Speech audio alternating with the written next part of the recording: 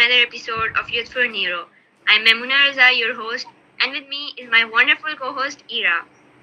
Hi everyone, excited to dive into today's topic, the neuroscience of dreams. It's fascinating how in Pakistan, some people think that dreams are completely meaningless, while others believe that they hold deep, significant meanings. Let's start way back in ancient times. Imagine you're an ancient Egyptian, chilling in your pyramid, and you dream about the Nile flooding. You wake up thinking, oh my god, that must be a message from the gods. They believed dreams were divine messages and even had professional dream interpreters called seers. Imagine having a full time job just to interpret dreams. Now, let's zip over to ancient Greece. The Greeks took dreams very seriously too. They built special dream temples called Asclepions where people would sleep overnight in hopes of receiving healing dreams from the god Asclepius. It's like a spa retreat, but for your dreams. Fast forward to the Middle Ages, where things get a bit spooky. People in medieval Europe often saw dreams as signs or even warnings from the supernatural. If you dreamt of a dark figure or shadow, it could be interpreted as a sign of bad things to come. Then we hit the 19th century and meet Sigmund Freud, the father of psychoanalysis. Freud shook things up by suggesting that dreams are the royal road to the unconscious. He believed our dreams reveal our deepest desires and anxieties. So that dream about flying? Freud might say that you're craving freedom or escaping something in your life. Pretty deep stuff. Exactly. Like those classic statements, मैंने आज ख्वाब में देखा कि मैं मर जाता हूँ. इसका मतलब है मैं मरने लगा हूँ. Absolutely. And then there are those. अगर ख्वाब याद नहीं तो वो सच नहीं होगा. Oh, absolutely. Once I dreamt I was being chased by an old man. I thought, clearly, I need to cut down on the late night horror movies. But when I talked to my grandmother about it, she said, बेटा इसका मतलब है कोई सच में तुम्हारे पीछे है, कोई तुम्हारा दुश्मन है. And I was like, oof. That's hilarious. And then there's another one where if you see a snake in your dreams, then you have an enemy. Oh, definitely. How can we forget that classic one? But did you know that on average, we spend roughly 1/3 of our life sleeping and a person spends about 6 years of their life dreaming? That's a lot of time in a world that doesn't even exist. Wow, that is mind-blowing. And it's amazing how dreams can feel so real. In Pakistan, there is a common belief that every dream has a meaning behind it. You know, a survey showed that 38% of Pakistanis believe dreams are true, 49% say dreams are just dreams, and 13% didn't know or give no response. Thank God I have a partner in this. Literally हर जगह मैं ये सुन थक गई हूँ कि बाबा ख्वाब की तकदीर बताता है जल्दी जाओ. मेरी बस हो गई है. I can relate. But let's dive into the science behind dreams and see what they really are. Definitely. So, dreams are basically like a series of thoughts, images, and sensations occurring in a person's mind during sleep, mostly during the REM stage. This stage is characterized by rapid eye movement, increased brain activity, and vivid dreams. It's like your brain is having a party while your body is at rest. The brain is active all night long. Brain activity in the forebrain and midbrain is particularly intense during REM sleep, which is when we dream. Dreams reflect the inner workings of the brain. That is right. And the interesting part is that adults and babies alike dream around for 2 hours per night, even if they don't remember it. In fact, researchers have found that people usually have several dreams each night, each typically lasting for about 5 to 20 minutes. Oh, for the remembering part, did you know that 95% of our dreams are forgotten after waking up? Oh, really? But why? Well, according to one theory, changes in the brain during sleep don't support the information processing and storage needed to form memories. Right. We might also forget that our dreams because of changes in the levels of certain neurotransmitters during REM sleep.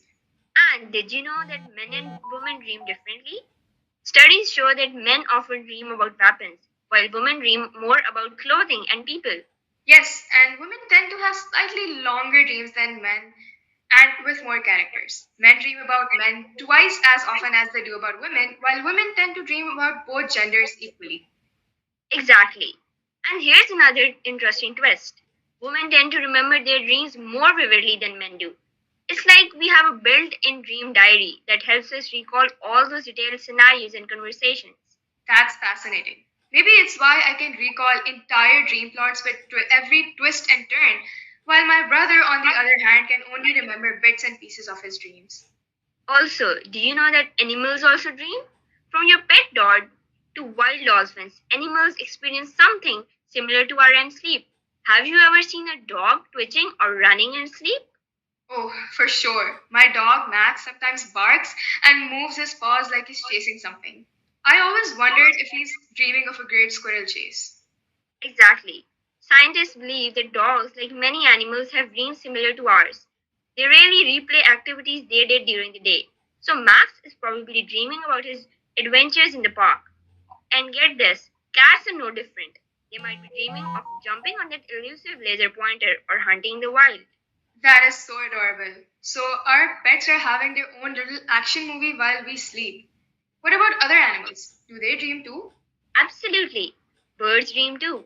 Researchers found that zebra finches actually practice their songs in their sleep. Their brains show patterns of activity similar to when they are singing while awake. So, those little chips you might hear from your pet bird while it's snoozing is probably having a concert in its dreams. That's amazing. I had no idea birds were such dedicated musicians. So, from what I know, animals might not experience dreams the same way that we do, but they do dream. They might not remember images or attach a storyline to them like humans do and then say कि मैं मरने लगा हूँ. Haha, exactly. And REM sleep is also characterized by paralysis of the voluntary muscles. This phenomenon, known as REM atonia, prevents you from acting out your dreams while you're asleep, basically because motor neurons are not stimulated. Your body does not move. That's interesting. But have you ever had the dream of falling? Oh, yes, the classic falling dream. It feels like your entire world is just blown away in a second. It's actually one of the most common dreams people have. It's thought to be linked to the brain's misinterpretation of the body's relaxation state during sleep. Interesting. And then there's also the one where you show up to an exam unprepared. I used to have that dream all the time during school. Oh, me too. That's actually a stress dream. It's your brain's way of processing anxiety and stress. In fact, dreams can be a way for our brains to work through our daily stresses and unresolved issues. Oh, so that explains why I keep getting those horrendous dreams just a night before my exam. Speaking of creating stories, have you ever tried to interpret your dreams, like the ones we mentioned earlier? Oh, all the time. But for हर ख्वाब का मतलब होता है, scientifically, not every dream has a deep meaning. Sometimes they are just random thoughts and pieces and experiences pieces together. Exactly. But it's still fun to think about what our dreams could actually mean. And in subcultures, like ours, people often seek interpretations from religious figures or elders. That's true. There's a lot of cultural significance attached to dreams in Pakistan. But while it's interesting to explore these interpretations, it's also important to understand the science behind it. Absolutely. And speaking of science, did you know that lucid dreaming is a phenomenon where you become aware that you are dreaming and can even control the dream? Yes, lucid dreaming is incredible. It's like being the director of your own movie. Some people practice techniques to achieve lucid dreaming, like reality testing and keeping a dream journal. Have you ever had a lucid dream? Yes, I have once. I once realized that I was dreaming and decided to go on a treasure hunt. I ended up finding a hidden cave with so many sparkling gems and gold. It was like being in my own personal Indiana Jones adventure. That sounds incredible. I had a lucid dream once where I was surfing on a giant wave made of rainbow colors. I was so aware and in control. It felt as if I was riding a roller coaster I had designed myself. It's so incredible. It's like having your own superpower. Exactly. And who wouldn't want to have superpowers, even if it's just in their dreams? I know I would. That sounds like a lot of fun. Imagine being able to fly or visit any place you want in your dream. Absolutely. It's like having your own personal virtual reality room. Speaking of which, there's a whole community of lucid dreamers who practice techniques to become more aware and in control of their dreams. They often keep dream journals and perform reality checks throughout the day. Yes, reality checks like pinching yourselves to see that if you're dreaming or looking at your hands and counting your fingers. These practices can help train your brain to recognize when you're in a dream state. Another interesting method is the wake initiated lucid dream technique, where you enter a dream directly from a waking state. It requires a lot of practice and focus, but it can lead to some amazing dream experiences. It's like trying to be a ninja in your own sleep. Now, let's talk about some dream theories. One of the most famous ones, apart from fruits, is Carl Jung's theory. He believed that dreams are a way to communicate with the unconscious and are filled with symbols that can help us understand our inner selves. Jung's idea was that dreams are a bridge to our unconscious mind, filled with universal symbols that have the same meaning across different cultures. For instance, a hero might represent our inner state, while a shadow might represent our hidden fears. That is so fascinating. And then there's the continuity hypothesis, which suggests that our dreams are a continuation of our waking thoughts and concerns. It's like our brain is processing the day's events while we sleep. Exactly. If you're stressed about a presentation, you might dream about giving a speech. If you're excited about a vacation, you might dream about being on a beach. Dreams can reflect our daily lives and ongoing emotions. And how about the threat simulation theory? It proposes that dreaming evolved as a way to practice responding to threats. So, those scary dreams where you're being chased by a monster might actually be your brain's way of preparing you to handle danger. Wow, so even our nightmares have a purpose. And speaking of nightmares, did you know that there's a phenomenon called sleep paralysis? It's when you wake up and feel like you cannot move or speak. It can be pretty terrifying because people often hallucinate during these episodes. Oh, yes, sleep paralysis is a common experience. In many cultures, people believe it's caused by supernatural beings sitting on their chest. But it's actually just a glitch in the transition between REM sleep and wakefulness. Your body is still paralyzed from REM sleep, but your mind is awake. That sounds so creepy. Thankfully, it doesn't last long, but it's definitely something people should be aware of. And then there's the phenomenon of recurring dreams, where you have the same dream over and over again. Recurring dreams often happen when there is an unresolved issue in your life. It's like your brain is stuck on repeat, trying to get your attention. Common themes include being chased, falling, failing an exam. Have you ever had a recurring dream, Amuna? Yes, I used to dream about being late for an important event. It happened so often during college exam season. I would wake up in a panic, thinking I missed the test. Oh, I can absolutely relate to that. I used to have a recurring dream about being on stage and forgetting my lines. It was so nerve wracking, but it made me realize how anxious I was about public speaking. That's a good point. Our dreams can tell us a lot about our emotions and fears.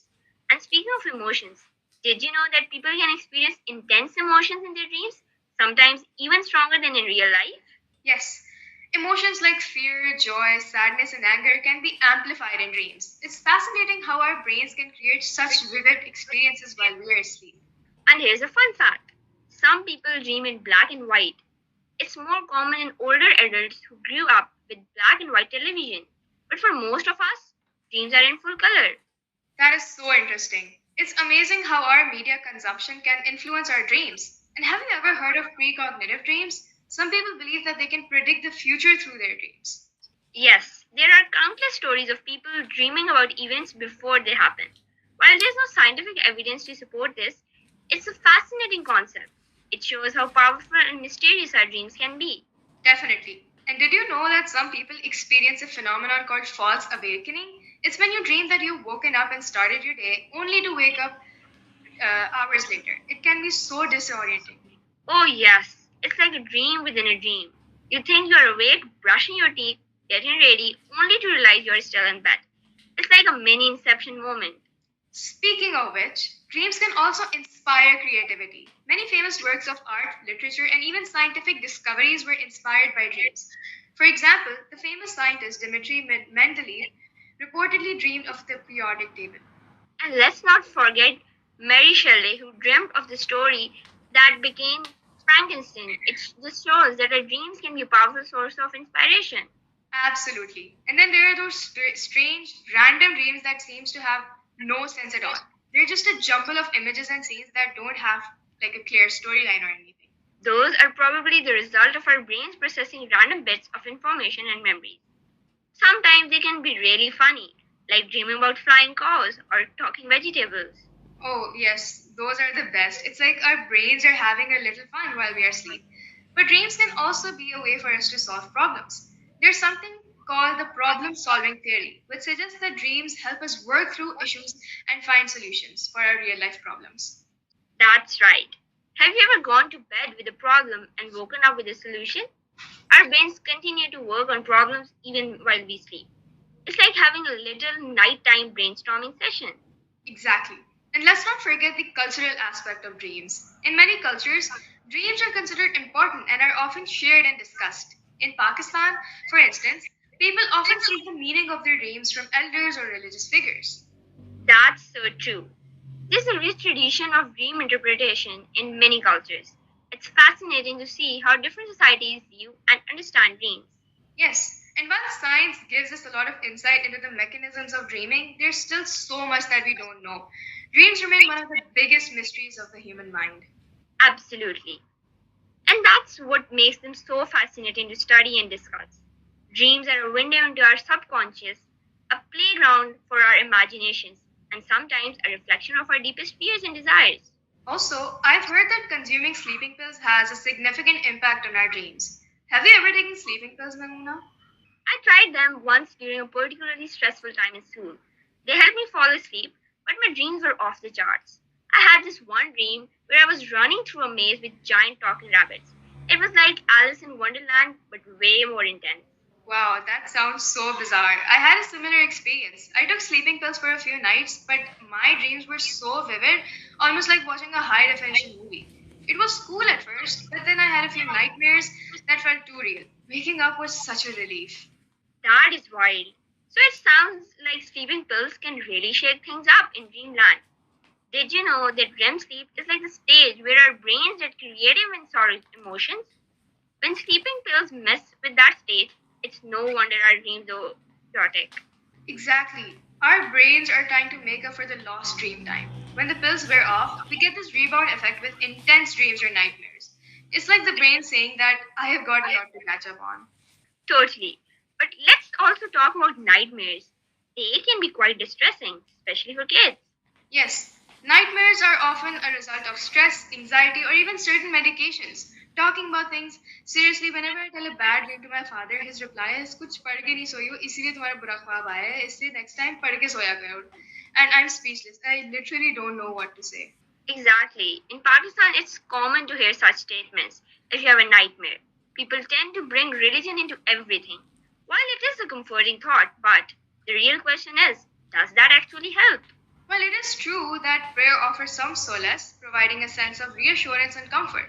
However, if not completely eliminate the occurrence of nightmares or address the underlying causes. Exactly. While prayer can be soothing and calming, it's essential to recognize that it might not be a comprehensive solution for everyone. Combining it with other relaxation techniques or seeking professional guidance could offer a more holistic approach to managing nightmares and promoting better sleep hygiene. Exactly. Also, the other day, while I was catching up on my pending assignments, it suddenly felt as if I was drifting into another world, created solely by my imagination, and without even realizing, 20 minutes had passed. Wow, that is quite a weird experience that happens to the most of us, also known as daydreaming. It's a well known fact that we all daydream. Usually, while we're doing something mindless, like work or waiting. Another phrase for daydreaming is mind wandering. Obviously, we are not asleep while daydreaming. We do, however, enter an altered mental state, much like a hypotonic trance. It's like a mini meditation. Oh, that seems quite interesting. Did you know that studies suggest that the average person daydreams for almost half the time that they're awake? That seems concerning. However, if you daydream a lot, don't worry. Another study reports that excessive daydreaming could be a sign of a high functioning memory. Interesting. Also, if you've ever got out of bed, gone to the bathroom, opened the refrigerator for a midnight snack, and then realized that you're standing on the edge of a cliff, You would have had a false awakening. Basically, you have just dreamed about waking up. It does seem kind of disoriented and a little scary, as those dreams are quite realistic. When we realize that something is not right, it takes a moment to understand that we are dreaming. exactly. And then there are sleep disorders like sleepwalking and night terrors, which can be quite challenging. Yes, those are on the extreme end of the disturbance spectrum. Sleepwalking, for instance, occurs during deep sleep and can be quite dangerous if the person is not aware of their surroundings. It's important for families to understand these disorders and seek medical advice if needed. Speaking of seeking advice, do you have any tip for a good night's sleep? Definitely, maintaining a regular sleep schedule, creating a relaxing bedtime routine, and avoiding caffeine before bed can make a big difference. And of course, turning off those screens. Great tips. And remember to always make your sleeping environment comfortable. And of course, a cool, dark, and quiet room works the best. Also, having a consistent sleep routine can train your body to know when it's time to wind down and wake up. Even on weekends, try to stick to your sleep schedule. And if you wake up in the middle of the night, avoid looking at the clock or your phone. It can create anxiety and make it harder to fall back asleep. Great points. Before we wrap up, do you have any final thoughts on the fascinating world of dreams? Just that dreams are a wonderful mystery. While we may not have all the answers, they provide a unique window into our minds. And remember, next time you dream of someone chasing you, maybe it's just your brain telling you to slow down and relax. Yes, exactly. Thanks for tuning in, everyone. We hope you enjoyed this dive into the world of dreams. Bye everyone, until next time, take care.